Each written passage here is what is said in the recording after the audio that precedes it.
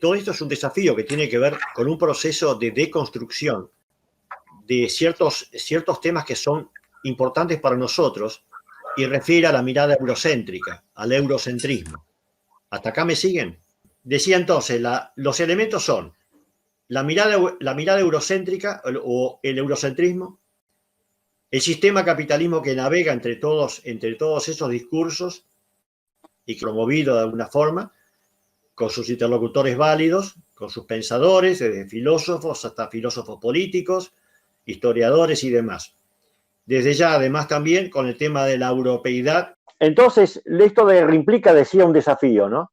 Un desafío de deconstrucción de saberes que hemos venido acumulando por siglos.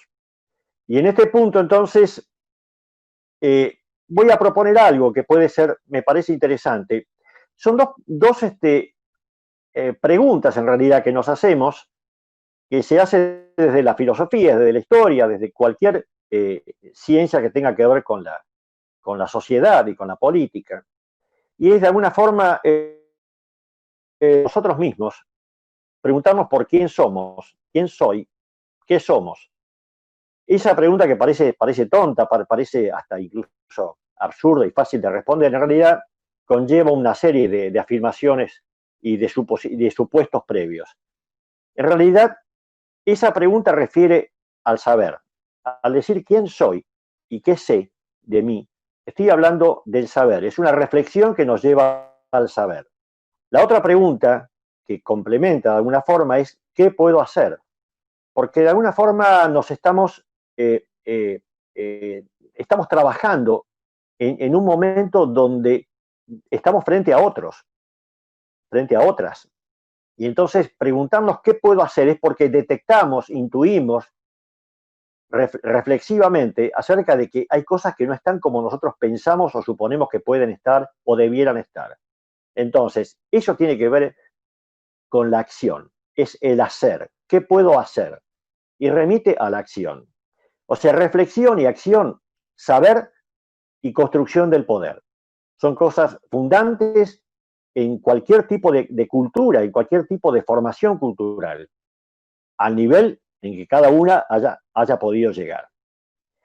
En este tema, entonces, Enrique Dussel, que es un filósofo de la liberación, es un argentino de origen cordobés que estuvo mucho tiempo en Europa y ahora está radicado hace mucho tiempo en México, pero es un itinerante, es un migrante del saber, habla de una metodología para empezar a cambiar toda esta mentalidad a la cual nos hemos visto arrastrados, ¿no? De alguna forma, y que tenemos que compartir.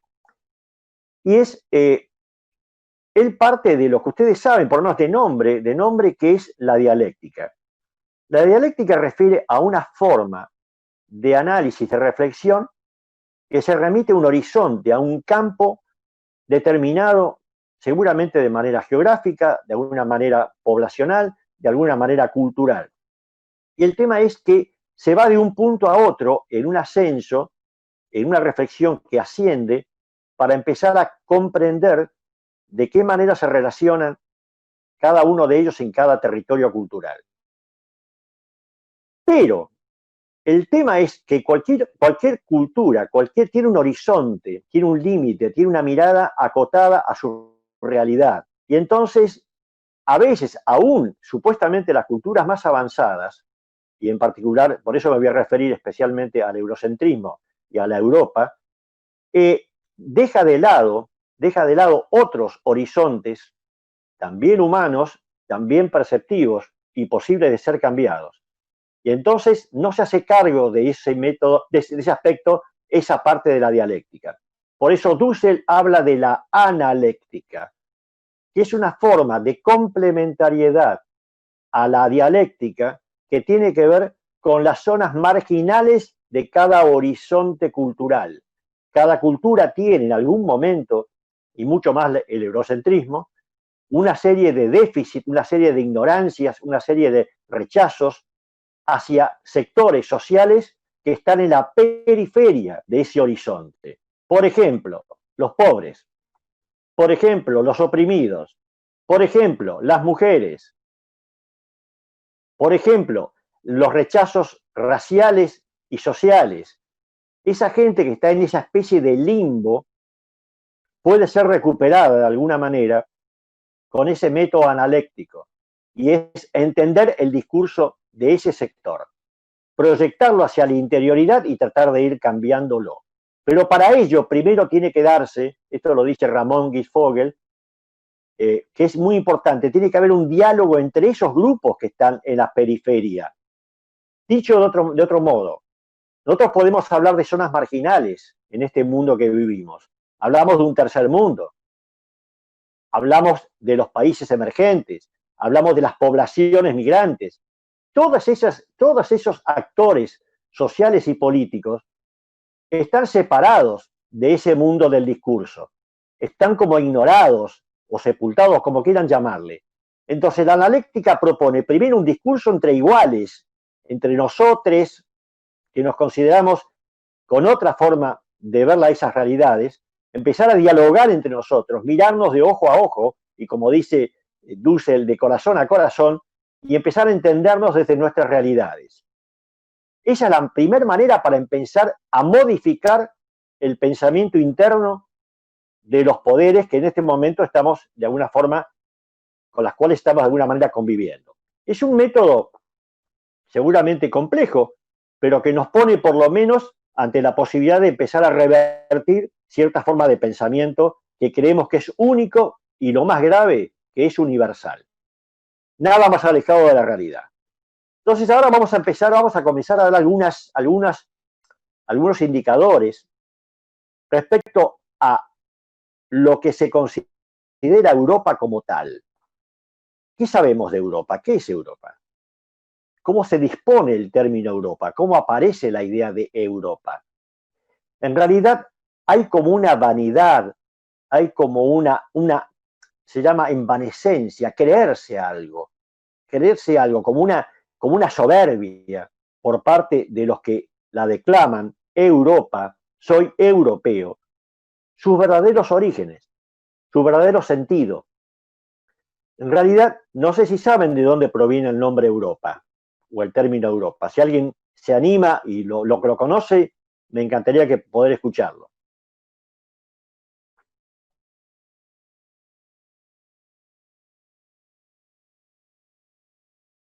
¿No? Parece que no. Bueno, en realidad, el nombre Europa, corresponde a una princesa fenicia, es decir, de la zona del Asia Menor. Es decir, fíjense, Fenicia era una princesa, Europa era una princesa fenicia. ¿Y qué es lo que pasó? ¿Cómo explica o qué es lo que hace que esa princesa aparezca en Europa?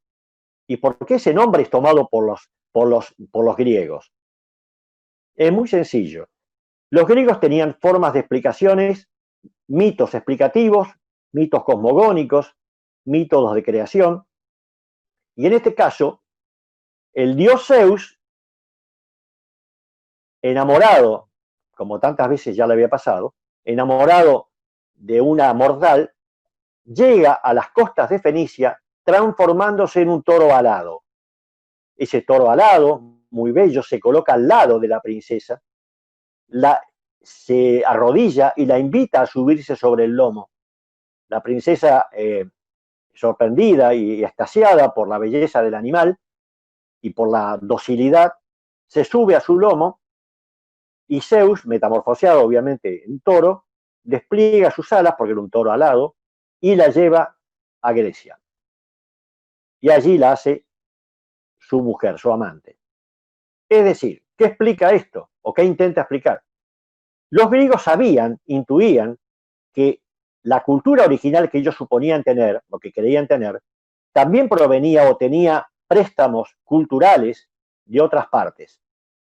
Entonces, Europa, se entiende claramente por Europa, que es el mito del rapto de Europa. Grecia lo que hizo fue raptar de alguna forma, en un sentido más figurado que de otra manera, toda la cultura que provenía del Oriente. Eso es un aspecto que es muy poco conocido o es menos conocido. Y hay otro menos conocido todavía, pero más decisivo, que es el panteón de los dioses griegos. ¿De dónde provienen? Creo que la más importante en este caso es la figura, o una de las más importantes, la figura de Palas Atenea. Palas Atenea era la diosa, en un principio, de la guerra, de las armas, y también la diosa de la sabiduría.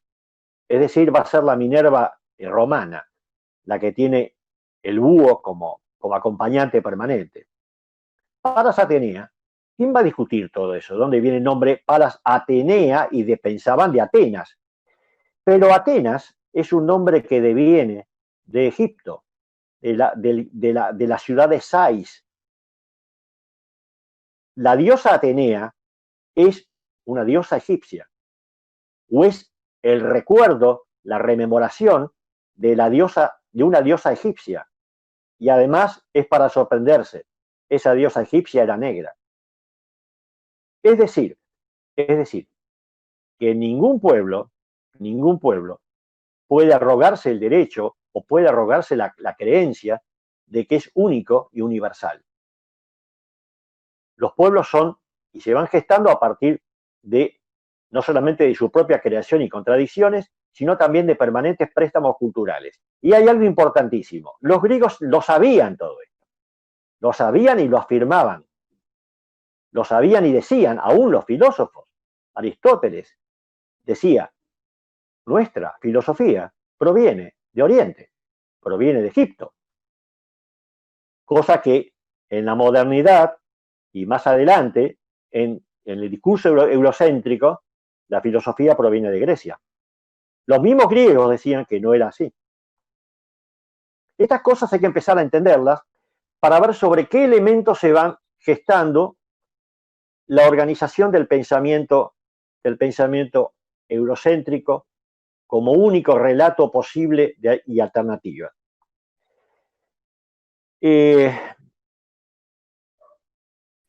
Roberto, sí. Me quedé pensando en esto del rapto, ¿no? De la mujer, que después se repite y que es motivo supuesto de una guerra, ¿no? Con Troya.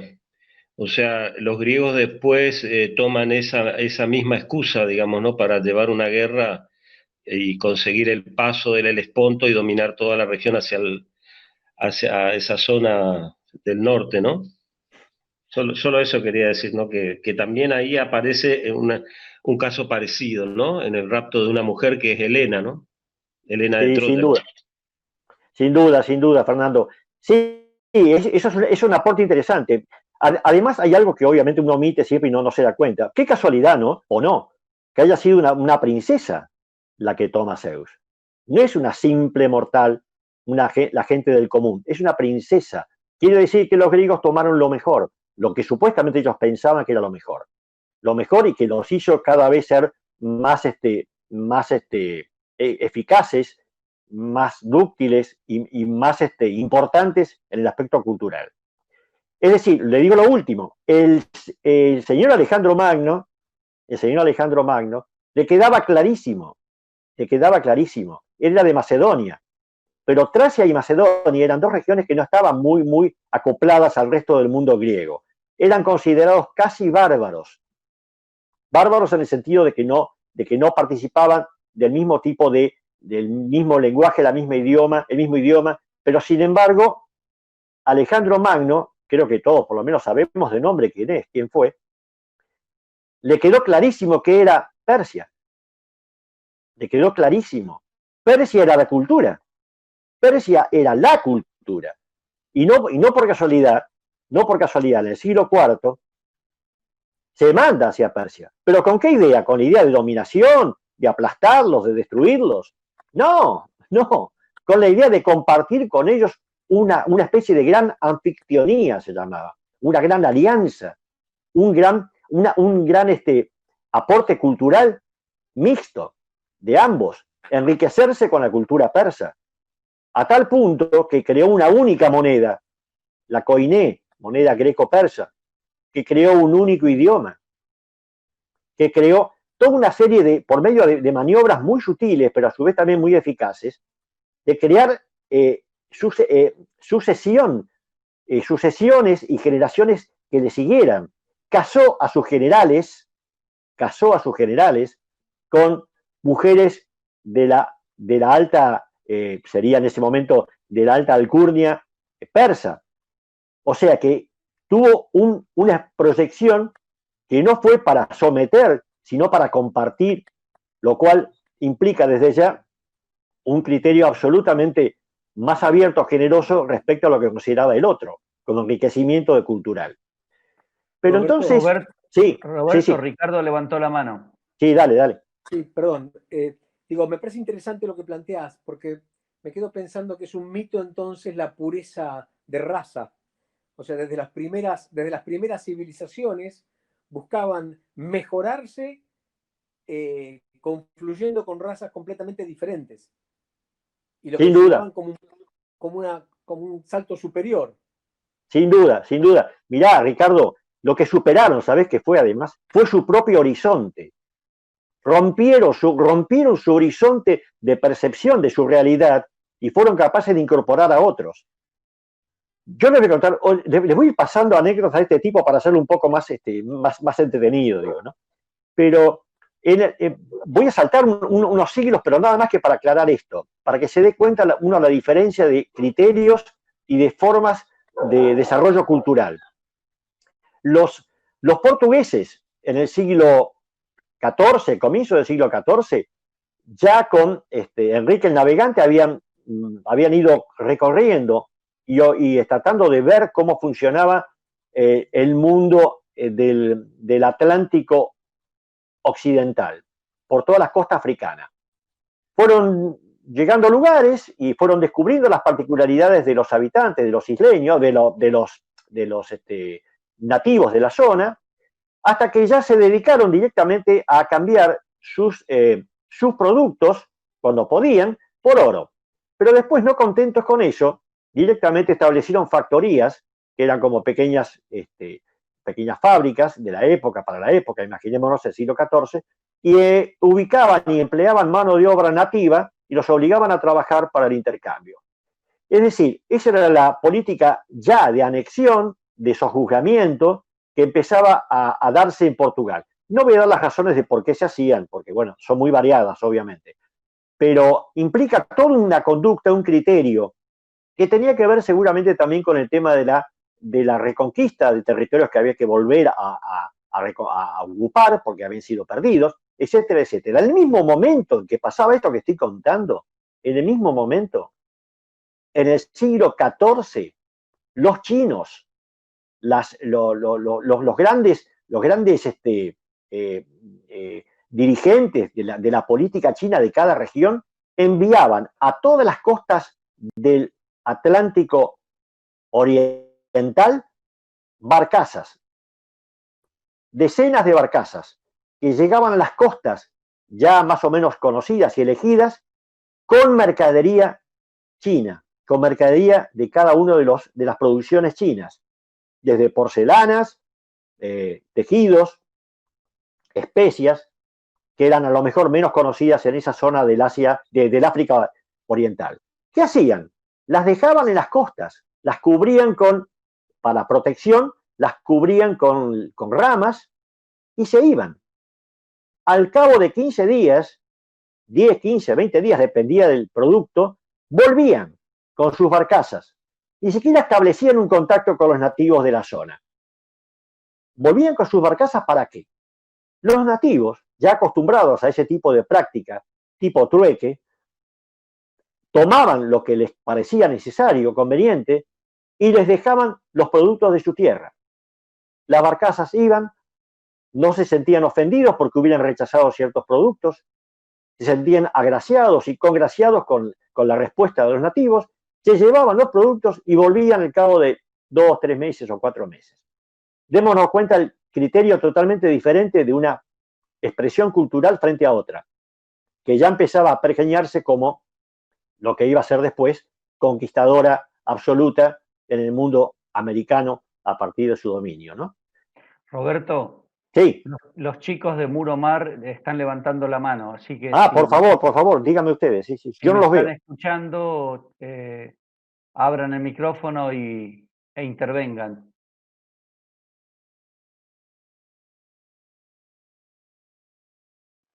Atentos, pero no levantamos la mano. Sí. Ah, pero tenían la mano en la pantalla, por error entonces. Seguí, Roberto, Sí, por favor. Bueno, ¿cómo va hasta ahora? Se te escucha bien, Roberto. Bien, No bien. digo, pero ¿cómo va hasta ahora con la gente? Digo, ¿cómo están? Yo te escucho muy entretenido, realmente es muy, muy interesante y muy más allá de lo informativo y lo formativo, las anécdotas aportan mucho.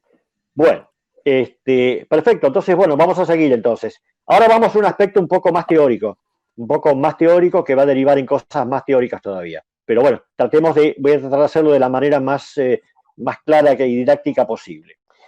Con respecto al tema de la colonialidad del saber, en realidad se empieza la construcción de este fenómeno a partir de entender cómo se produce, cuáles son los elementos que hacen fundante de alguna manera el tema de la colonialidad del saber. Hay una separación, dos elementos lo sostienen, una separación, el primero, del mundo de lo real y la construcción del conocimiento sobre la base entonces de un proceso separador. ¿Qué quiere decir esto? Ustedes saben que hay una tradición occidental, religiosa, donde Dios representa lo sagrado, el hombre, lo humano y la naturaleza. Son tres condiciones que son inescindibles para el pensamiento religioso occidental desde ese punto de vista. En especial los que hacen a la cultura judeocristiana, que es en este punto es importante y casi dominante en el aspecto. Es decir, el hombre, como no fue hecho más que a imagen y semejanza, no es Dios tampoco. Por lo tanto, el ser hecho a imagen y semejanza lo separa de la divinidad, si bien le da un rango característico e importantísimo, lo separa de la divinidad, pero también separa la naturaleza, porque son actos creativos, son acciones creativas de Dios. Por lo tanto, Dios es como que toma esa acción, esa actividad creativa, pero deja a los hombres, de alguna manera, deja a los hombres la posibilidad de intervenir la naturaleza, de intervenir en la naturaleza. Digamos, toda esta situación, en principio, empieza a provocar lo que sería un proceso a ver si se queda claro, de dessubjetivación. Es decir, el horizonte de objetividad que tenía al formar parte inescindible el hombre con la naturaleza, empieza lentamente a disolverse, a perderse. Entonces, todo un proceso de objetividad, de conductas en paralelo del hombre con el cosmos, la armonía que el hombre tenía con el cosmos en el mundo griego, comienza a perderse, comienza a separarse. Desde luego esto tiene su explicación en cómo funcionaban esta religión, obviamente con un solo Dios, monoteísta. Evidentemente la diferencia con los griegos era enorme, pero lo notable es que estas pequeñas diferencias van a ir generando también una separación del hombre con el mundo, ya no con la armonía del cosmos, sino del hombre con el mundo. El desarrollar una eficacia, nuestra especie, frente a la naturaleza, le da cierta posibilidad de distinguirse también de la naturaleza. Roberto, perdón. Sí. ¿Te puedo interrumpir? Sí, por favor. Por una cuestión que es importante, sí. Sobre todo para no estigmatizar a la Iglesia Católica total, hay una cuestión acá. La tradición judeo-cristiana unía al hombre con la naturaleza y no separaba el alma del cuerpo, como lo hicieron en Europa posteriormente porque entró vía Platón el alma, el cuerpo, la cárcel del alma. Y luego siguió en toda la tradición europea de esa manera, pero en la tradición judeo-cristiana no era así. Bien, a ver. Quería decir. Está bien, no. Primero, no hay idea de estigmatizar a nada. Yo olvidé de decir que acá no hay nada, ningún sentido peyorativo, al contrario, ¿no? Pero lo que quise significar respecto a la separación que establecía, era una cuestión de hecho, no era una cuestión que la misma Iglesia pudiera formalizarla o no. Ni siquiera era un mandato de Dios, obviamente. Ahí, sin ninguna duda, cuerpo y alma están diferenciados. Pero la práctica que se realiza a partir de, lleva a cada vez a una separación mayor, justamente con esos valores que eran originales. Los valores originales que tenía nuestra especie, digamos, con la naturaleza, era muy fuerte. Y seguramente en algún momento fue sostenida profundamente por la Iglesia, no hay ninguna duda de eso. Pero la acción misma, el desarrollo cultural, era como que le permitía al hombre, a la especie humana, ir desarrollando aptitudes, destrezas, habilidades que lo iban separando cada vez más, ajenizando cada vez más a la naturaleza como tal. Yo creo que estoy de acuerdo con lo que decís justamente, porque eso es lo que de alguna manera se va a intentar recuperar, pero era algo que se había puesto lamentablemente en ejercicio permanente o poco menos que permanente. Y va a derivar, ese es el primer sustrato, esa separación que se va gestando más allá del deseo de la Iglesia o del deseo de la misma gente, se va desarrollando. Eso es un sustrato, es una posibilidad, es una herramienta que va a empezar después a hacerse cada vez más notoria cuando aparezca el segundo proceso. Y el segundo proceso ya nos lleva a lo que muchos han llamado y siguen llamando aún ahora la modernidad. La modernidad cambia, invierte totalmente esos valores, los da vuelta, y también incluso en nombre de la religión lo hacen. Eso es lo más curioso, que lo hacen en nombre de la misma religión, ese cambio de poner lo que estaba de pie, poner de cabeza. El tema entonces de la modernidad aparece como un disparador más que tiene que ver con otra ruptura entonces, ruptura ahora sí, ahora totalmente formalizada y no especulativa, sino que lleva a que fíjense, el tema de la creencia de que nosotros estamos a partir del mundo cartesiano, del filósofo Renato Descartes, estamos en una situación de diferenciación. Nosotros podemos o no ser religiosos, podemos o no ser creyentes, pero lo que impera en este momento y a partir de ciertas características filosóficas es la razón.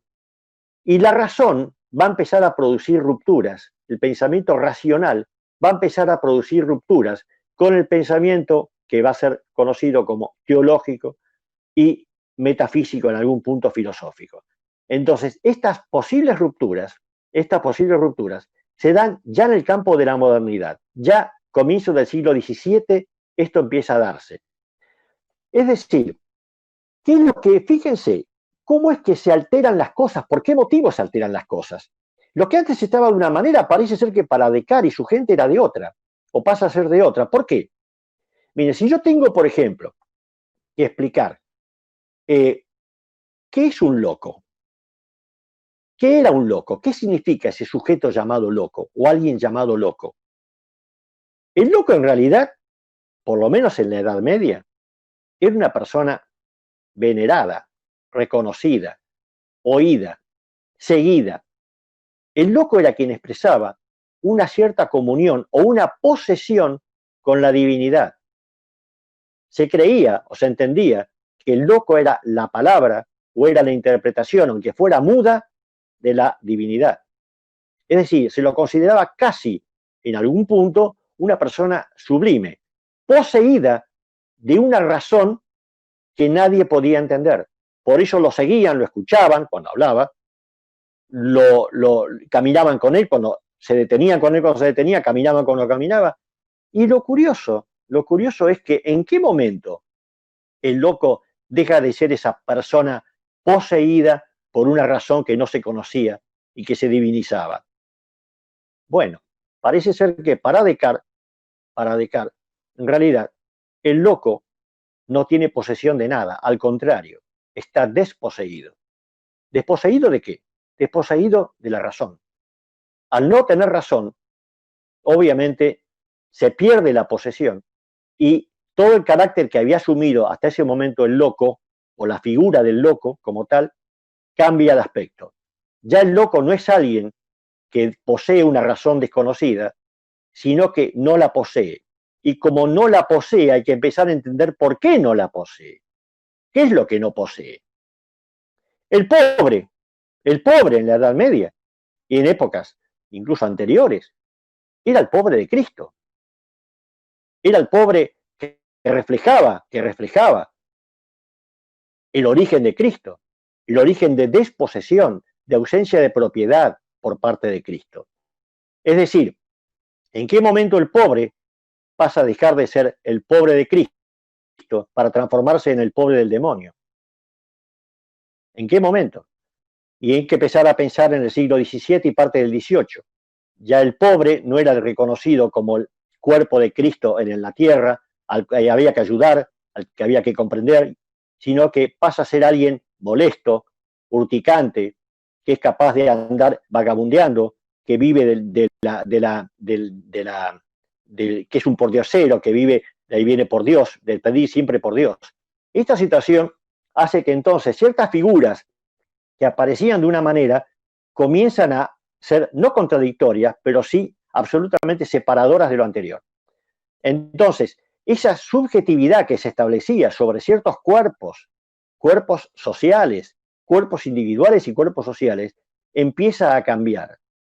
En todo esto, entonces, hay una necesidad de empezar a entender que ese cambio o esos cambios son productos no de un imaginario solamente, sino de políticas concretas que van a estar representadas de alguna manera, uno de los elementos que habíamos dado al principio, el sistema capitalista. Ya estamos en inicio de ese sistema capitalista que necesita justificar el dominio por sobre los cuerpos, por sobre los territorios, por sobre las poblaciones. Miren, en el 1492, Enrique Dussel y la gente que está con él, Levinas es otro importantísimo filósofo también, ya dije, hablé de Grosfogel, hay varios más que les puedo pasar después los nombres, Edgardo Lander, esta gente ya entiende que en 1492 es cuando comienza la modernidad, no en el siglo XVII, como dicen otros, o XVIII. Empieza en el siglo con la irrupción del español en América. El español llega a América en 1492 y genera todo un criterio geopolítico, sin saberlo, absolutamente diferente. Se abre el Atlántico. Y el choque cultural que se da entre el mundo hispánico-portuguesa también, de alguna manera, prehispánico primero, hacia América, va a tener una serie de connotaciones y de discusiones para ver cómo empieza a funcionar ya el pensamiento eurocéntrico, cómo empieza a funcionar ya esa ruptura de las subjetividades y el inicio de un proceso de privatización no solo de la propiedad, sino de los cuerpos, de ruptura de todos los elementos jurídicos que podía haber hasta la fecha. Digamos, ¿qué es lo que ocurre? Yo no sé si ustedes conocen la discusión que hubo en 1550 en Valladolid, que fue de alguna manera tratada por Fray Bartolomé de las Casas, por un lado, defendiendo a los aborígenes americanos, y Ginés de Sepúlveda defendiendo la posición contraria. Ese es un hito en la cuestión del pensamiento del otro, de la otredad, de lo que significan las otras culturas y lo que significa el otro. En realidad, cuando dicen uno de ellos, Sepúlveda dice, bueno, sí, son humanos, pero la bestialidad que tienen los ha llevado para atrás. Es decir, como que han hecho todo al revés. Y esa situación los lleva a que nosotros tengamos la obligación, los españoles, tengamos la obligación en nombre de nuestros principios, de nuestra religión, educarlos, ayudarlos, enseñarles, lo que sea. No los consideramos no humanos, pero han perdido el camino. Sí, el solo hecho de estar en la desnudez permanente los hace de alguna manera no tener consideración con ciertas normalidades para la época. Por el contrario, Fray Bartolomé de las Casas dice que los americanos, los que serían americanos, los aborígenes, no tienen por qué estar sujetos a ningún tipo de leyes que se impongan desde afuera. Que ellos tienen su cultura, que habría que respetarlas, que eso sí, deben tener la ayuda, de alguna manera, del mundo español, pero no para explotarlos ni para condenarlos, sino para encauzarlos.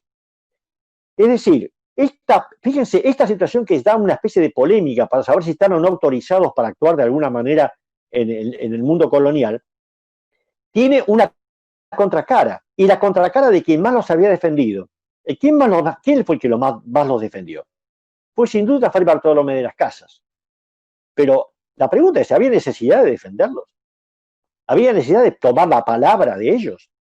Eso fue lo que hicieron. Pero además, cuando la realidad económica, política, comercial de la época, siglo XVI, de alguna manera interpelaron a Fray Bartolomé de las Casas y le dijeron, bueno, usted habla mucho, pero ¿y la economía? ¿Pero y cómo hacemos? ¿Quién va a trabajar la tierra en América si no son ellos? ¿Qué es la mita? ¿Qué es el yanaconazgo? ¿Cómo vamos a reemplazar todo eso? ¿Quién va a poner el cuerpo allí?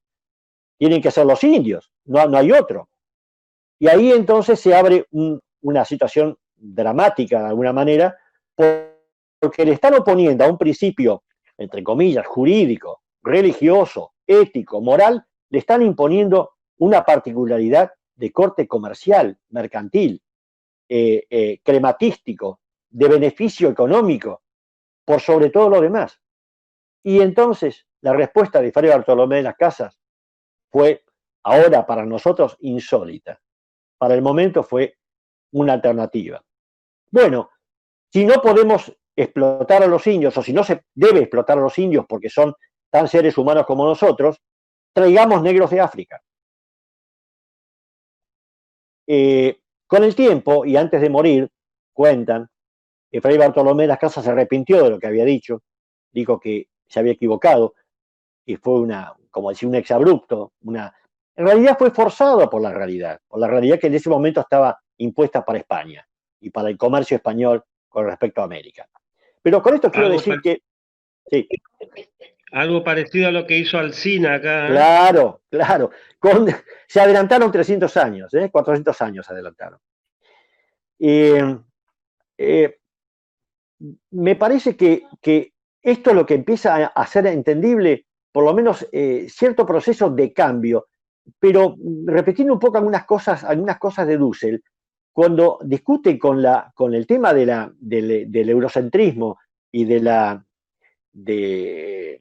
formación del pensamiento eurocéntrico, que dice que la modernidad comienza en el siglo XVIII recién, y empieza en particular con las acciones de las políticas coloniales, previo coloniales por parte de Holanda, más tarde Inglaterra y Francia.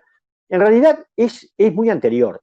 Por eso Dussel dice que si no hubiera sido por el descubrimiento de América, no se hubiera abierto el mundo noratlántico, no se hubiera abierto todas las posibilidades de intercambio y de llegada, sobre todo, a intercambiar los productos con los grupos realmente desarrollados, es decir, con los grupos, en este caso de China, y en menor medida el Islam. Pero antes de eso, yo no voy a hacer hincapié en algo que creo que lo deben saber, pero el mundo islámico era enormemente importante, y la conducta que tenían con sus vecinos, no era agresiva, era de ocupación en algún momento, pero con mantenimiento total de ciertos beneficios, de ciertas culturas, de ciertas libertades de pensamiento. Y la cultura que ustedes saben, islámica, llegó como última estribación, como último lugar, a España. y avanzó hasta gran parte de España, creando sultanatos, estableciendo mezquitas y su propia cultura. Pero no destruyó la cultura cristiana, o por lo menos no intentó destruirla nunca. Y en el Oriente más todavía. El Oriente llegó hasta lugares insólitos, llegó hasta India, parte de China. O sea, la cultura islámica estaba absolutamente desarrollada con con un fenomenal conocimiento de la matemática, de la ciencia, de la medicina, de la filosofía, de las artes, obviamente no pintura, de las artes escultóricas, de las técnicas agrícolas, de todo tipo de fenómenos, donde en ese momento Europa no era nadie.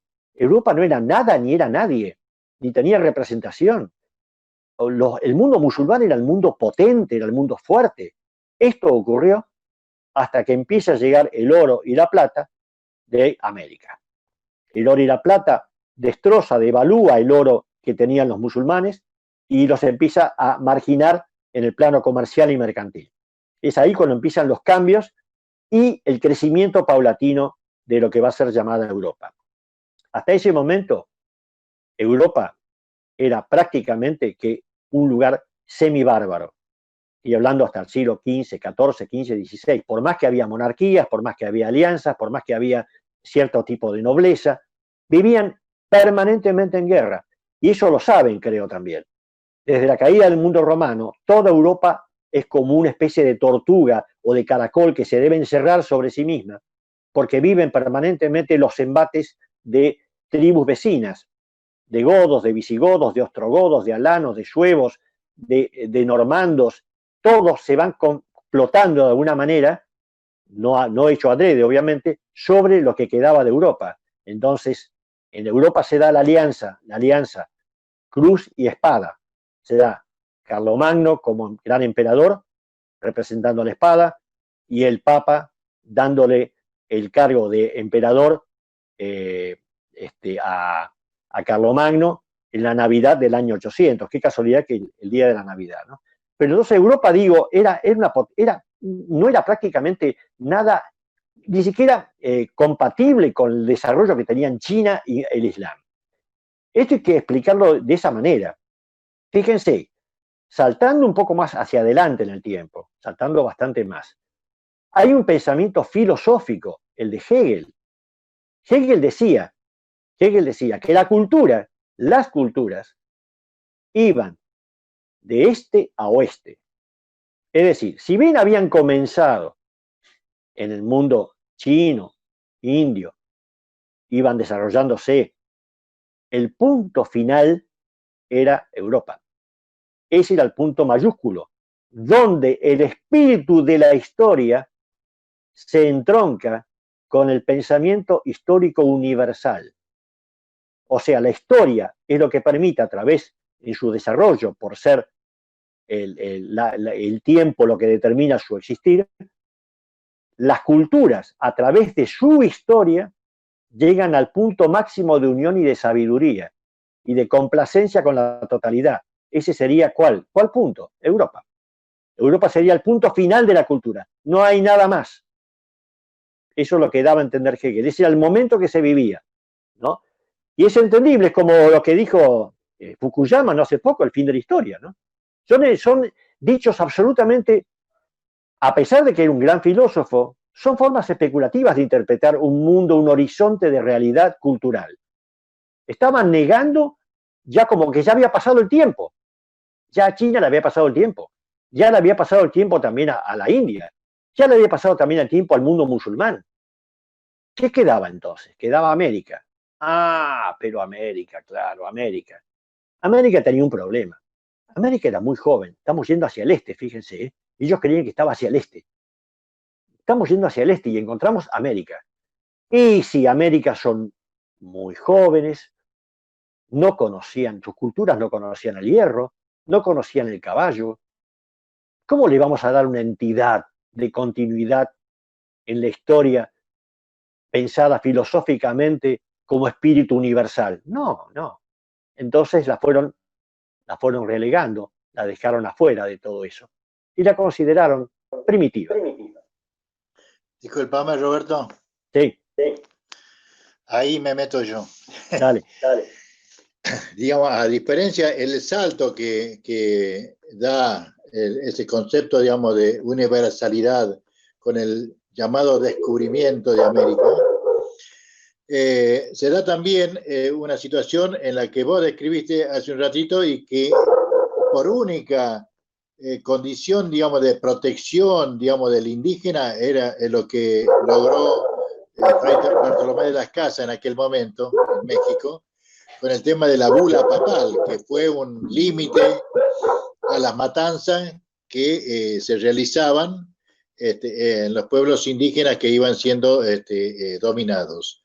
Y básicamente, ¿por qué? Porque estaba ligado al concepto que tenía España de este continente. Ellos buscaban una vía de comunicación con las Indias y de pronto se encuentran con riquezas, inmensas riquezas, que su única, digamos, ambición fue no establecerse ni desarrollar ninguna cultura o una simbiosis, digamos, cultural, digamos, con este continente, sino básicamente basar toda la llamada conquista de América en el saqueo y la apropiación de las riquezas naturales. Quizás sea eso lo que no pudo desarrollar las economías o el desarrollo, digamos, de los países, especialmente de México hacia abajo, ¿no? Que fueron dominados por la colonia española. Porque basado, digamos, y además por el tipo de gente que ellos enviaban en las tripulaciones, eran bandidos o eran presos digamos, que sin ninguna preparación, digamos, cultural de nada. Solamente el afán de sacar el oro y cuánto mineral pudieran llevarse sin desarrollar ninguna economía paralela. Sí, ese es un aspecto que de alguna forma queda clarísimo a través de las formas de explotación en las minas y en la tierra misma, ¿no? En las plantaciones. Eso queda claro. Pero también no nos pongamos tan duros con lo que era España en ese momento y su representación, porque sin duda también había una idea que yo creo que en mucha gente era genuina, de tratar de evangelizar.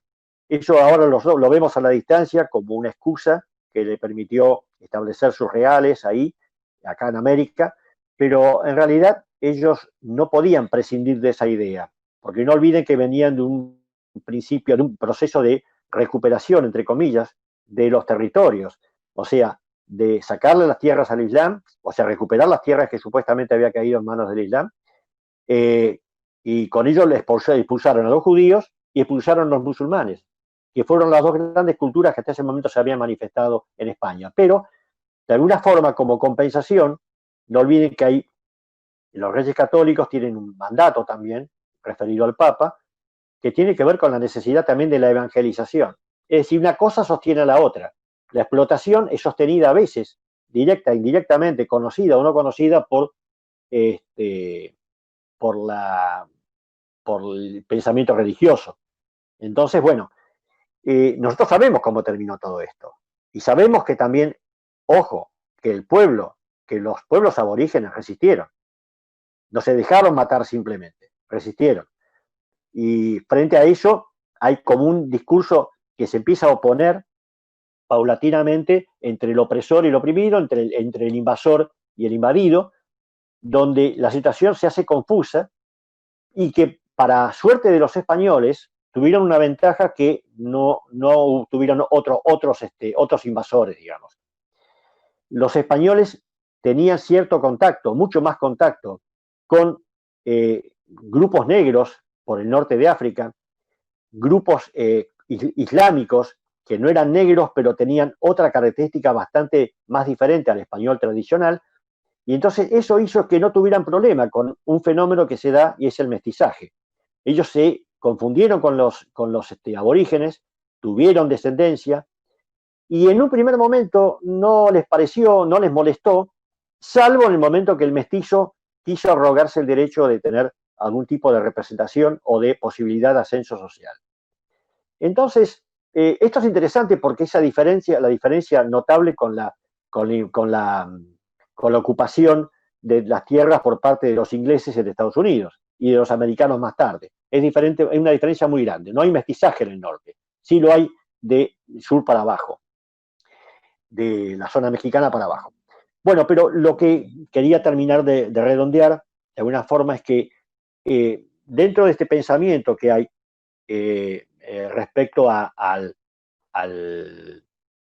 tema de la colonialidad y de estos valores, en realidad, además de la diferenciación que habíamos dicho antes, de cómo se piensa desde Europa la realidad latinoamericana, cómo lo había pensado Hegel, con ese espíritu filosófico final que iba a llegar a la unidad de la especie humana y a lo mejor de la especie humana, se contradice con la realidad, obviamente. No tenía en cuenta los otros pueblos, las otras historias, porque decía que ya había pasado ese tiempo. Y hay más, es algo notable lo que va a decir. Hay pueblos primitivos y pueblos tradicionales. Los pueblos tradicionales, ¿cuáles serían? Y sencillo, China, India, parte del mundo musulmán, pero los demás pueblos, o sea, los amerindios, son primitivos. Ya les colgó el San Benito, como decir, por esa graciosa particularidad de ser diferentes, de no entender la diferenciación en el tiempo de las culturas, lo condena a una situación de marginalidad. Digamos, acá estamos en un primer punto entonces, donde nosotros nos planteamos ahora una necesidad. Pensemos en lo que les voy a proponer. Yo puedo plantear dos alternativas o dos posibles alternativas. Puede haber más, pero me refiero a estas dos como importantes. ¿De qué se trata? Se trata de averiguar el pasado de nuestras verdades o las verdades de nuestro pasado. Vamos a suponer que soy un historiador, que soy un investigador, que me interesaría saber todo eso. Entonces me puedo preguntar, ¿qué es más importante?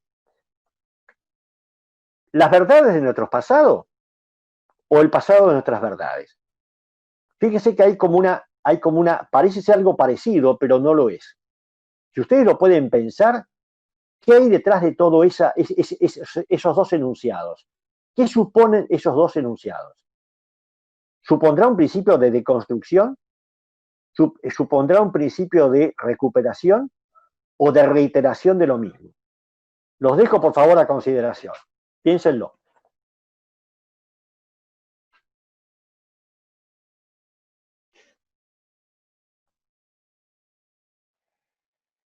Bueno, quedan abiertas las intervenciones, si quieren aprovechar. Así Roberto Sí. toma un poquito de agua. Bueno, yo quería comentar algo que vengo pensando hace un tiempo, a partir de algunas incorporaciones que he hecho a mis lecturas.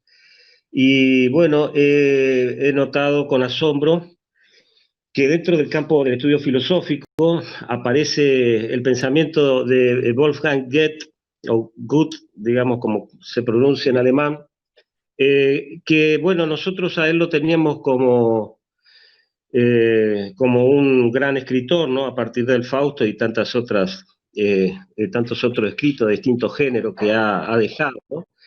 Pero en realidad él de alguna manera dio vueltas el pensamiento filosófico y sin embargo no es tomado en cuenta como filósofo. En un libro que él escribe que se llama La metamorfosis de las plantas, deja expresado un poco el problema que trajo a la cultura occidental el unilateralismo platónico, claro, en donde, digamos, se separaba lo que era la idea de la experiencia. De manera que cuando queríamos estudiar algo vinculado a la razón, debíamos separarlo de los sentidos para que ese estudio fuera verdadero y tuviera un alcance profundo. Eso él lo demuestra en su trabajo con las plantas, sosteniendo que es muy difícil, o es erróneo por lo menos, lograr un estudio de las plantas separadas de su hábitat y de su naturaleza propia, digamos, ¿no? Inherente a lo que hace que se desarrolle. Cuando él establece una teoría del color, en la misma época que Newton lo hizo, hace un estudio sobre la luz y el color bien diferente al que hace Newton. Newton, por ejemplo, encierra la luz dentro de una caja negra. En cambio, Goethe la estudia en su ámbito natural sin encerrarla. Y se queda observando el amanecer, el anochecer, bueno, y todos los estudios que después finalmente sí logra llevar adelante un estudio de lo que hizo Newton, y descubre que hay una gran cantidad, o sea, una gama cromática mayor que la que descubre Newton, ¿no? En esa teoría. Sería muy interesante que lo pudieran ver, porque Goethe es de alguna manera el iniciador de un pensador, o es el maestro, por así decirlo, de un filósofo que va a venir después, que se llama Rudolf Steiner. Rudolf Steiner es de alguna manera el creador de la antroposofía. Y es un gran pensador y un filósofo.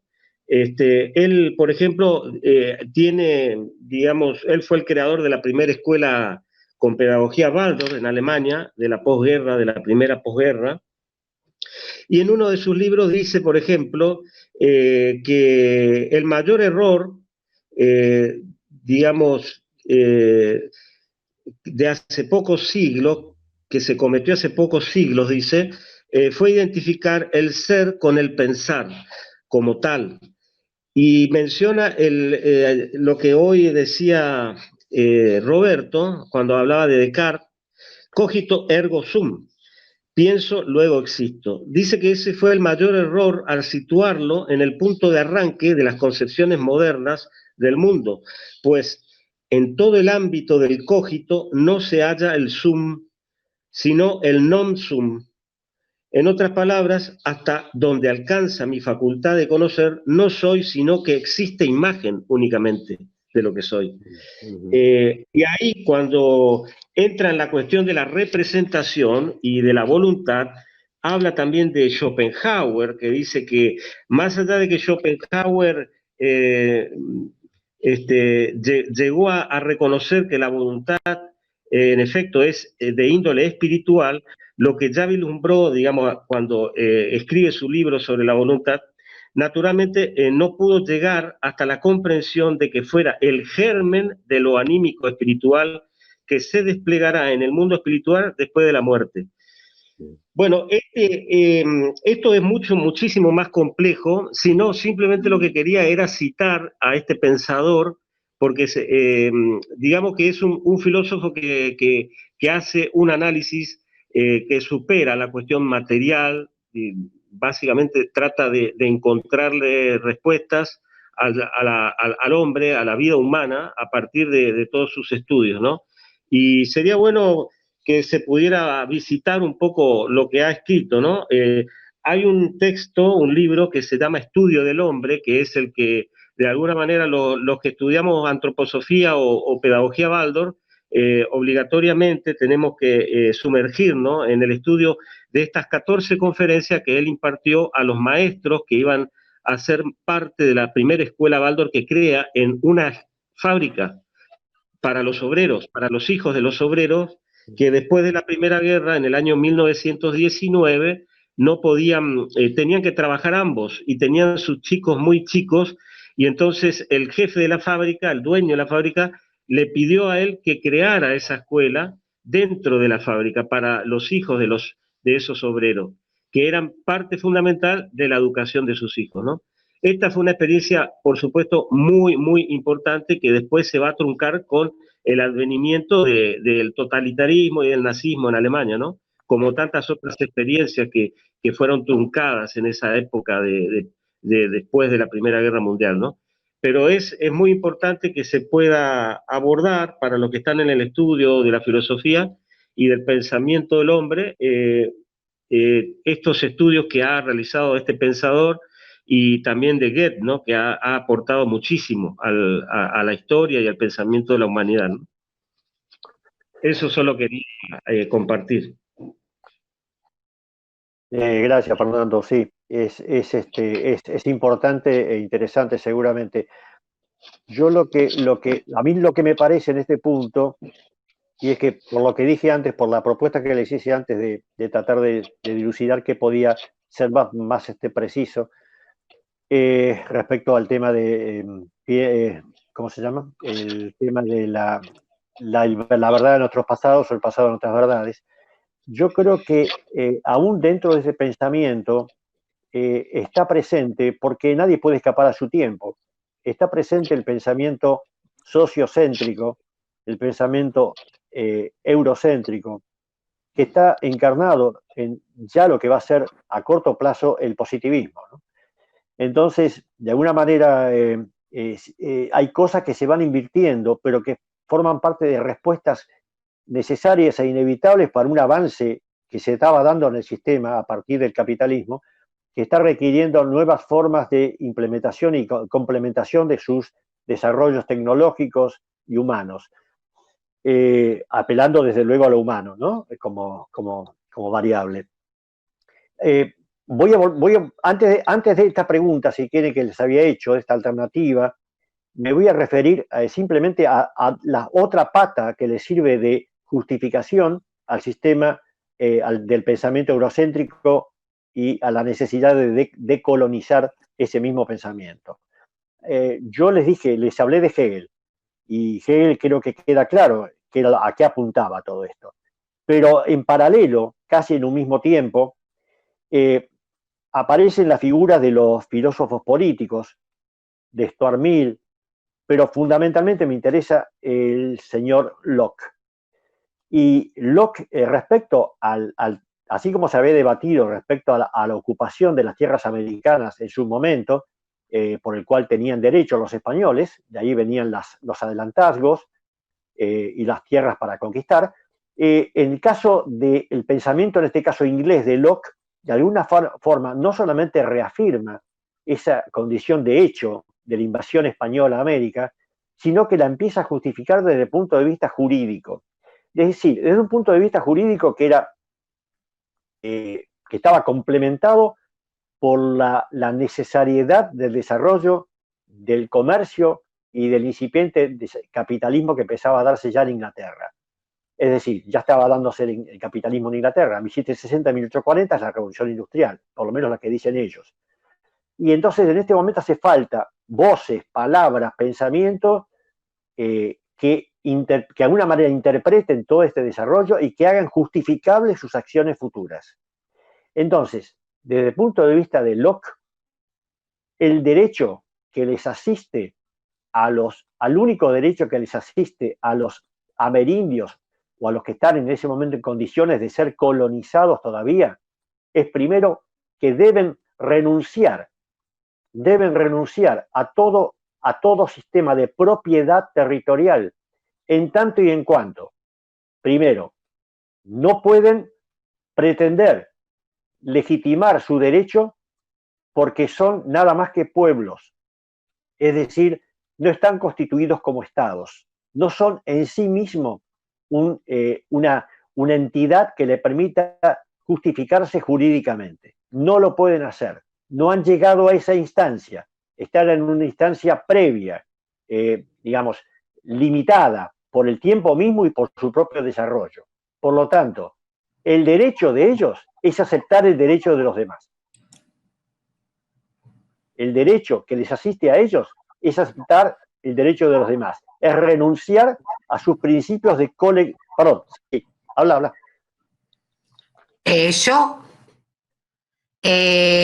Me hiciste acordar, yo vivo en Neuquén, tal vez conociendo esto, es que los mapuches se reivindican actualmente como pueblo-nación mapuche.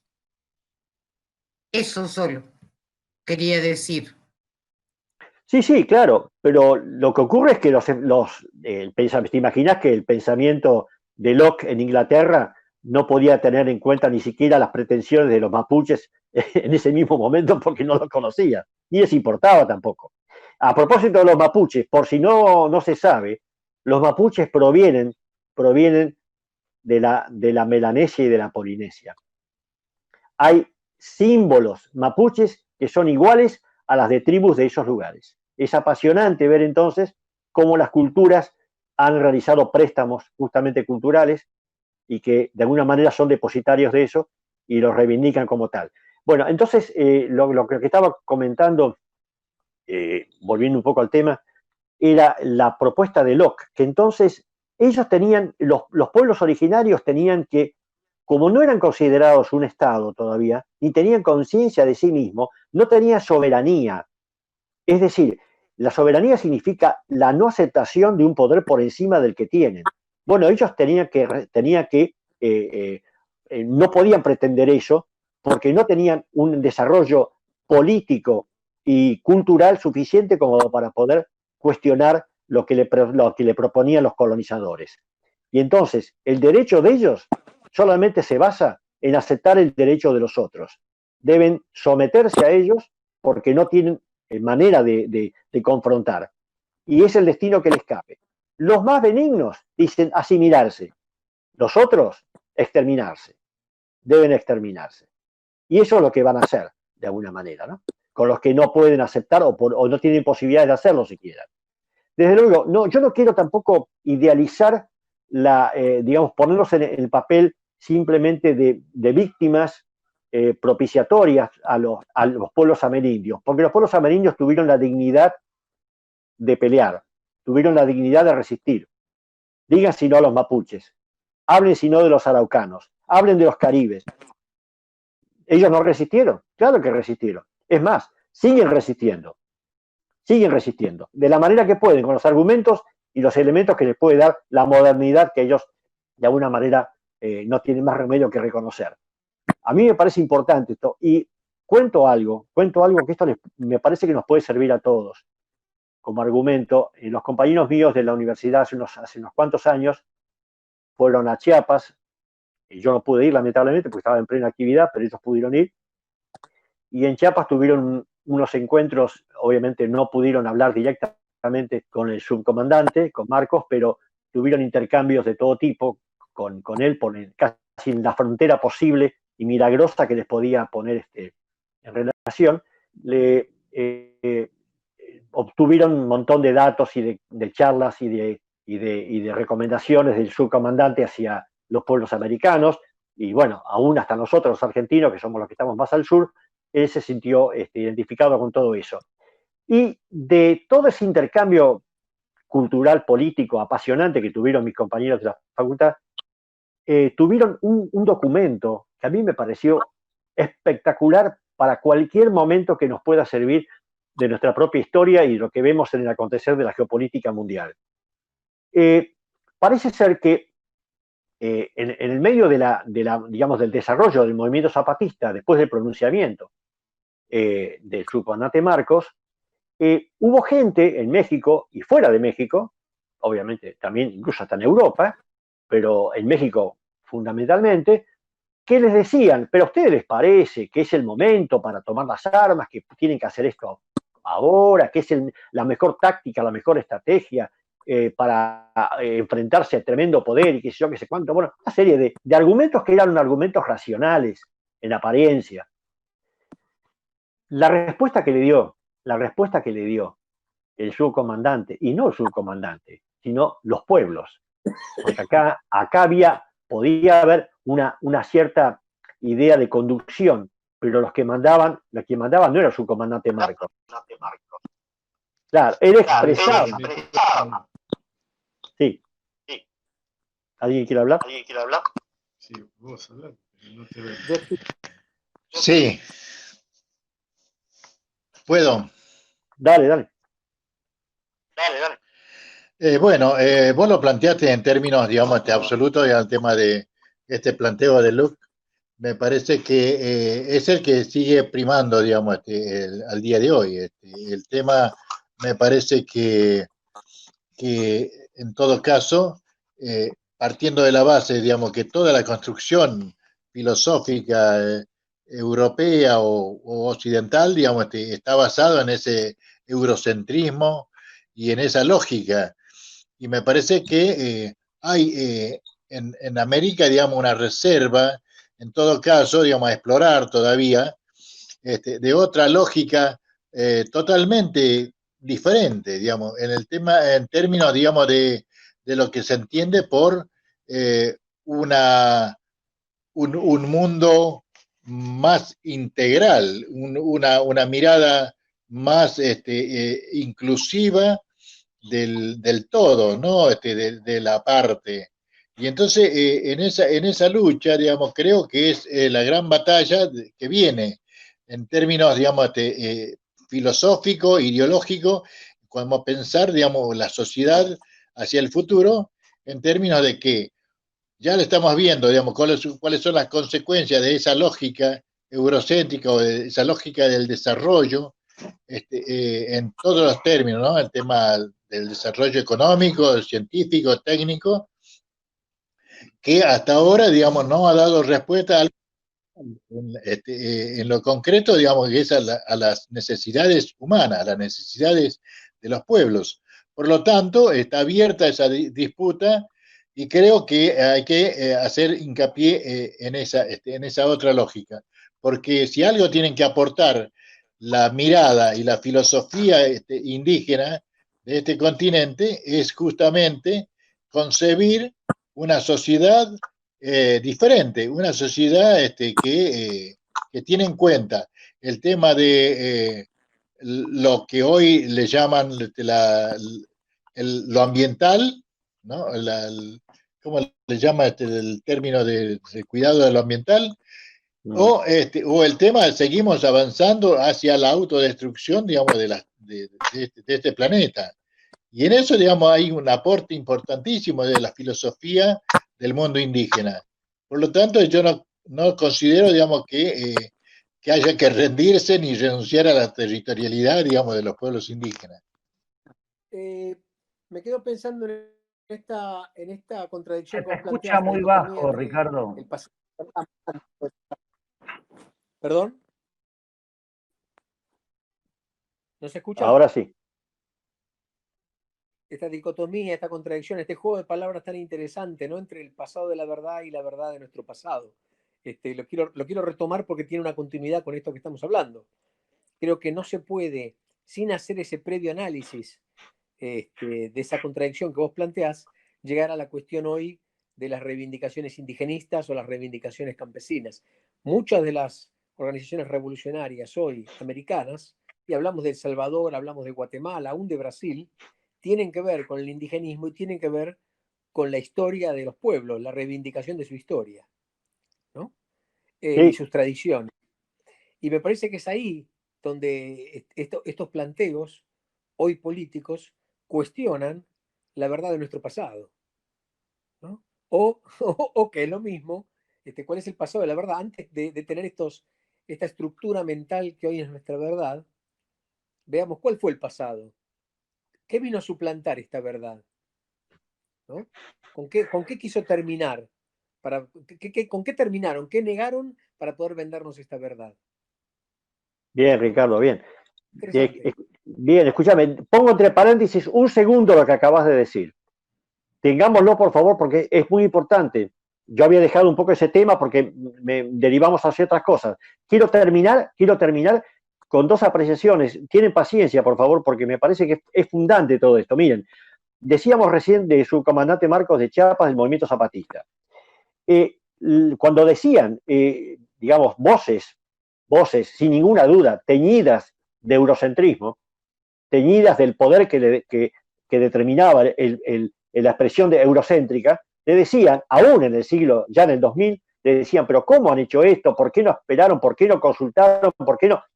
Digamos, eso era de una, ni siquiera no de una soberbia, sino de una hipocresía fenomenal. ¿Qué respuestas le dieron las comunidades en la voz de sus representantes? Produjeron manuscritos y canciones que decían más o menos esto. ¿Hasta cuándo vamos a esperar respuestas. Desde hace 400 años que venimos pidiéndolas.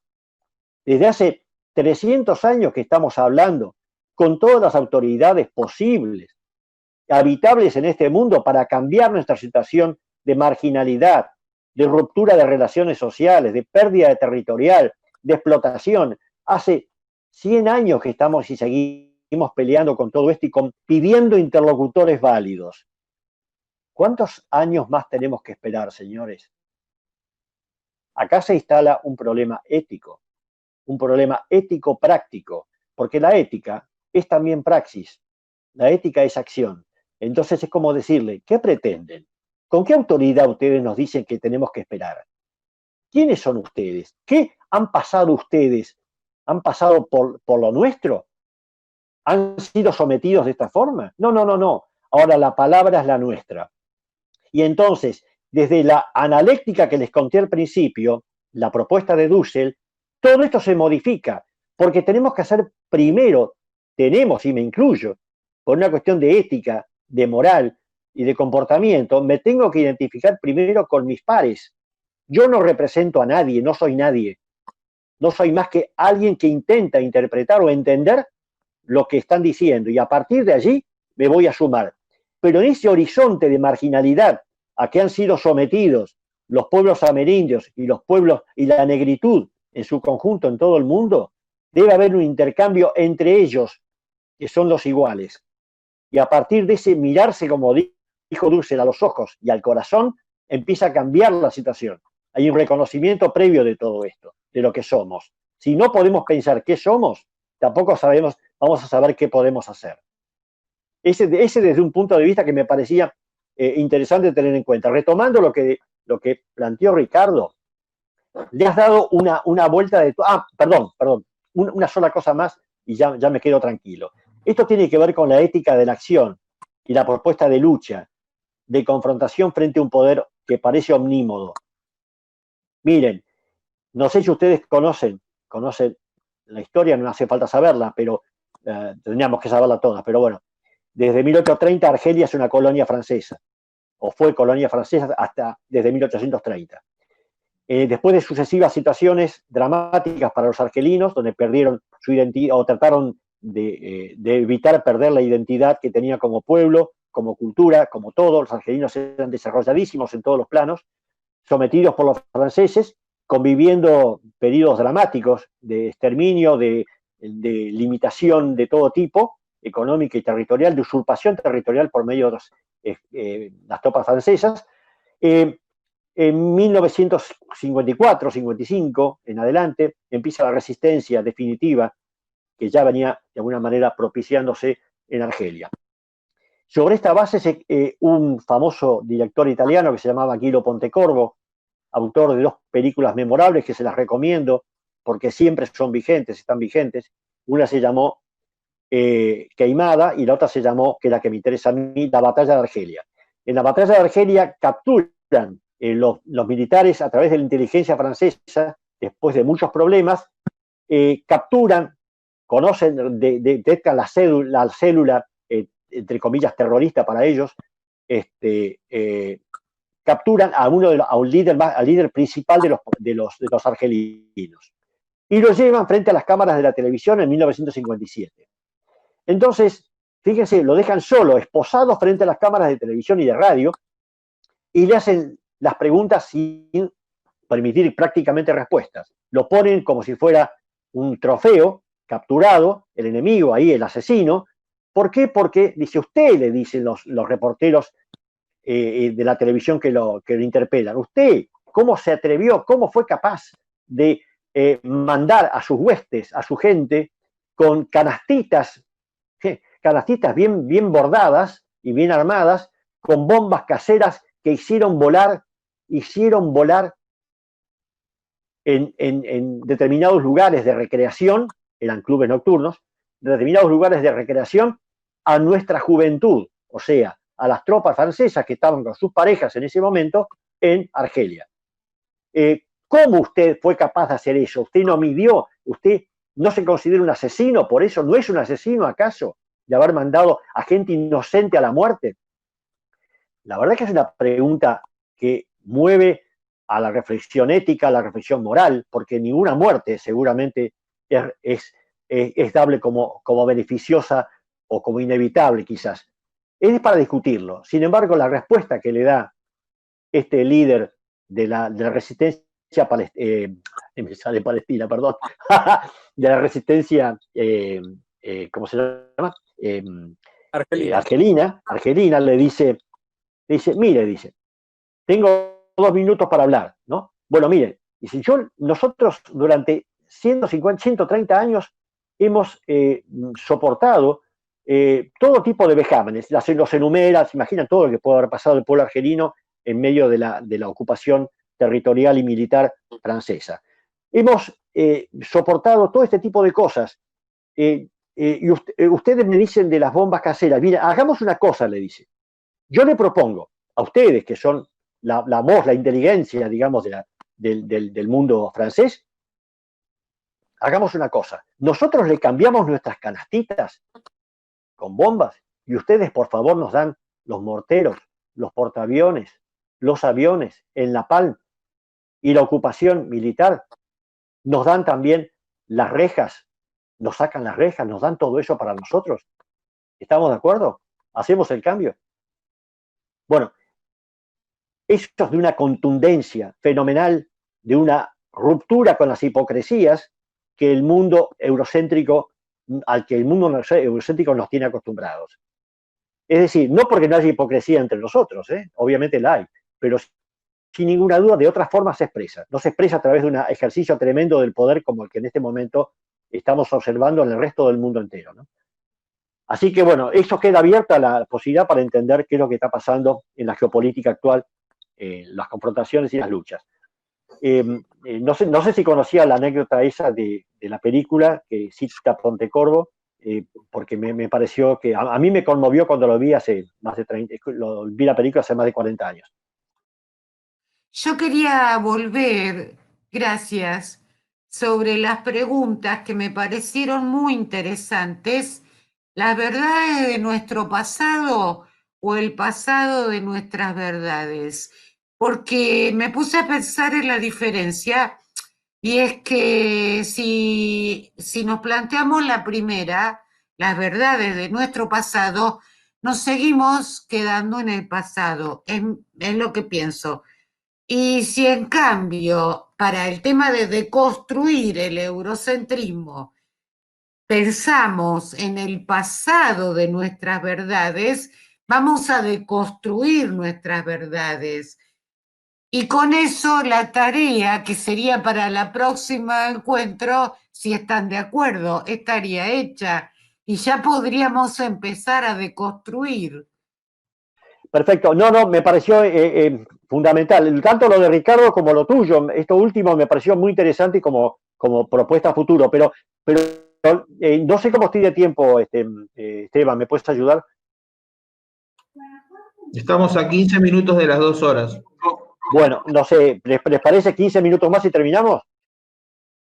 Perfecto. Bueno, miren, 2 cosas, un poco para avanzar sobre lo que comentábamos de las 2 versiones, de las 2 propuestas. Vos diste en la tecla exactamente, porque las verdades de nuestro pasado significa encapsularnos, significa encerrarnos en supuesta búsqueda de algo que queda congelado en ese pasado, lo cual no es malo. Quizás para un historiador le pueda servir, bienvenido, quizás para un sociólogo en algún punto también, pero no ese es el tema. No se trata justamente de congelar un proceso que es dinámico, que es activo. Acá la clave está en empezar a pensar en el pasado de nuestras verdades actuales. Es la clave. Esto que acabo de sacar es un préstamo cultural e ideológico que yo le pedí a Foucault. Michel Foucault me ayudó con esto. A mí me interesa Foucault como herramienta, tomo lo que me sirve de él y lo tiro lo que no me sirve. Soy bastante exigente en ese punto. Pero bueno, ¿por qué él dice esto último? Porque ahí vamos a descubrir que nuestras verdades, ¿dónde están ancladas? ¿Qué es lo que supone el anclaje de nuestras verdades? Nuestras verdades son construcciones sociales, políticas, incluso hasta religiosas en algún punto, que confluyen y se interpelan mutuamente y discuten, pero que nos dan por terminado. De alguna manera nos dan por terminado. Por eso está ese congelamiento al cual aludimos y que queremos romper, justamente, cuestionar. Nosotros, escuchen bien por favor, somos los normales. Hemos sido normalizados desde el pensamiento eurocéntrico, tanto dentro de Europa misma, que aceptó ese disciplinamiento, algunas no sin resistencias, pero tuvieron y terminaron por ser disciplinados, sino que además disciplinaron no solamente los cuerpos, sino las mentes, las cabezas de todo. Y cuando digo cuerpo, digo de un cuerpo biológico, psicológico y social. Ese es el cuerpo, que expresa todas las diferencias, que expresa todas las humillaciones, que expresa todas las virtudes. Todo eso es el cuerpo. Es un cuerpo social y colectivo, y psicológico además. Entonces, cuando descubrimos todo eso, cuando empezamos a pensar en ese cuerpo y en esas verdades, vemos que fuimos construidos. Fíjense, ¿quién cuestiona? A ver, ¿cómo puedo explicarlo? Desde el punto de vista de la normalidad, parece ser que lo que no es normal es anormal. Al ser anormal, tiene que ser separado de la normalidad, estudiado, convertido, recreado y adaptado para esa normalidad que se busca. ¿Cuál es la normalidad? Y la normalidad, obviamente, es la del poder, la que expresa el poder. Ese es el tema fundante, digamos. La expresión de poder se da en esa normalidad. La pregunta es, si se estudia la anormalidad como algo que sale de lo que no debe estar, de donde no debe estar, el loco, el enfermo, el niño mismo, el estudiante, el obrero, ellos serían prácticamente como formas de anormalidad que se deben encaminar y encauzar a través de disciplinas, a través de métodos de reconducción de conductas. Todo eso debe ser visto y revisto. Entonces, nosotros los normales, ¿quién nos estudia? Los que hemos acatado todo esto. ¿Somos el producto de qué? Y somos el producto de una estrategia, de una práctica de conducta política. Somos expresión de todo eso. Bueno, quizás sea hora de que nos podamos entender entre nosotros en un mismo horizonte, como dice Dussel, de marginalidad, pero de intencionalidad, para ir empezando a despuntar todo esto, ¿no? Y ahora, no sé si alguna intervención más, y me despido con una sorpresa para ustedes, creo. Hay una definición que dice que la historia es la política del pasado, que me parece muy acertada, ¿no? Como para pensarla, por lo menos. Sí, la política está siempre activa, Fernando, no hay ninguna duda de eso. Y el pasado no le exime de ese beneficio y de pérdida también. La política es todo eso, el tema es que hagamos política nosotros, ¿no? Obviamente. Bueno, si no hay ninguna intervención más, me dan un segundo y les traigo la sorpresa que quería dejarles para una futura charla. Bueno, decía que nosotros tuvimos para llegar al nombre de Cupla, que fue el de nuestro movimiento, nuestra corriente, digamos, tuvimos debates, charlas, acuerdos y decisión final de ponerle la sigla Cupla, que significa, ustedes saben, Corriente de Unidad Popular Latinoamericana. Y ahí hubo varias intervenciones, interesantes todas, y a mí me quedó una en el aire, la comenté en su momento, porque desde el Moro y otros compañeros más planteaban el tema, bueno, amerindio, lo cual es obvio, necesario, imprescindible para esa denominación. Pero estábamos quizás, yo también de alguna manera inevitablemente confundido con algún punto y necesitado de incorporar otra categoría social y humana que me parece tan fundante como la amerindia. Entonces, acá viene la idea. El tema se llama el apellido. Desde la escuela y aún antes, desde el alba, cuando apenas era una brizna yo de sueño y llanto, desde entonces, me dijeron mi nombre. un santo y seña para poder hablar con las estrellas. Tú te llamas, te llamarás, y luego me entregaron esto que veis escrito en mi tarjeta, esto que pongo al pie de mis poemas, las 13 letras que llevo a cuestas por la calle, que siempre van conmigo a todas partes. Es mi nombre, estáis ciertos. Tenéis todas mis señas. Ya conocéis mi sangre navegable, mi geografía llena de oscuros montes, de hondos y amargos valles que no están en los mapas. ¿Acaso visitasteis mis abismos, mis galerías subterráneas con grandes piedras húmedas y islas sobresaliendo en negras charcas, y donde un puro chorro siento de antiguas aguas caer desde mi alto corazón con fresco y hondo estrépito, en un lugar lleno de ardientes árboles, monos equilibristas, loros legisladores y culebras? Toda mi piel, debí decir, toda mi piel viene de aquella estatua de mármol español. También mi voz de espanto, el duro golpe de mi garganta, vienen de allá, todos mis huesos, mis raíces y las raíces de mis raíces. Y además, estas ramas oscuras, movidas por los sueños, y estas flores abiertas en mi frente, y esta savia que amarga mi corazón, ¿estáis seguros? No hay nada más que de eso que podéis haber escrito, que eso que habéis sellado con un sello de cólera. Oh, debía haber preguntado. Y bien, ahora os pregunto, ¿no veis estos tambores en mis ojos? ¿No veis estos tambores tensos y golpeados con 2 lágrimas secas? ¿No tengo acaso un abuelo nocturno con una gran marca negra, más negra todavía que la piel, una gran marca hecha de un latigazo? ¿No tengo, pues, un abuelo mandinga, congo, daomellano? ¿Cómo se llama? Oh, sí, decídmelo. Andrés, Francisco, amable. ¿Cómo decís Andrés en Congo? ¿Cómo habéis dicho Francisco en daomellano? En mandinga, ¿cómo se dice amable? Oh, no, eran pues otros nombres. ¿El apellido entonces? ¿Sabéis mi otro apellido? El que viene de aquella tierra enorme, el apellido sangriento y capturado que pasó sobre el mar entre cadenas, que pasó entre cadenas sobre el mar. Ah, no podéis recordarlo. Lo habéis disuelto en tinta inmemorial. Lo habéis robado a un pobre negro indefenso. Lo escondisteis creyendo que iba a bajar yo los ojos de vergüenza. Gracias, os lo agradezco. Gentiles hombres, thank you. Merci, merci bien, merci beaucoup. Pero no, ¿podéis creerlo? No, yo estoy limpio. Brilla mi voz como un metal recién pulido.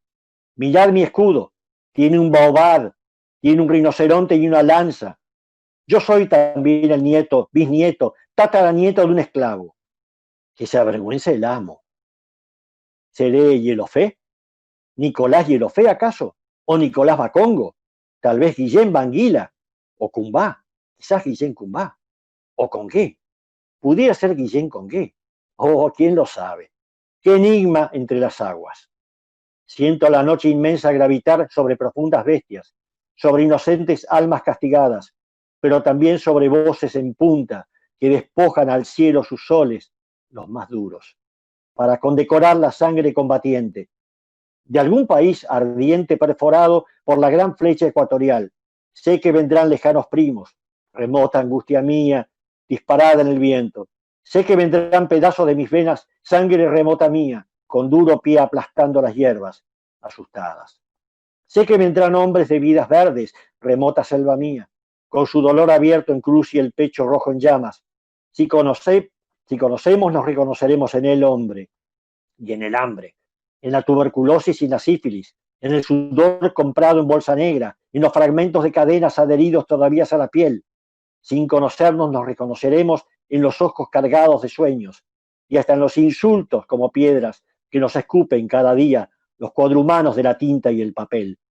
¿Qué ha de importar entonces? ¿Qué ha de importar ahora? Ay, mi pequeño nombre, de 13 letras blancas, ni el mandinga bantú, yoruba, daomellano, nombre del triste abuelo ahogado en tinta del notario. ¿Qué importan, amigos puros? Oh, sí, puros amigos. Venid a ver mi nombre. mi nombre interminable, hecho de interminables nombres, el nombre mío, ajeno, libre y mío, ajeno y vuestro, ajeno y libre como el aire.